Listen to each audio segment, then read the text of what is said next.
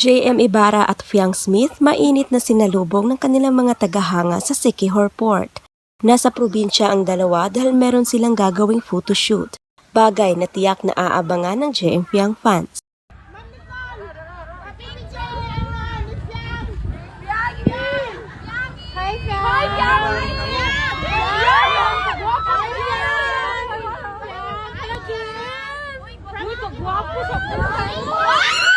At sa kuha ng Explore Siquijor ay makikita ang kinakarga na ni J.M. si Fiang dahil tila napagod itong maglakad.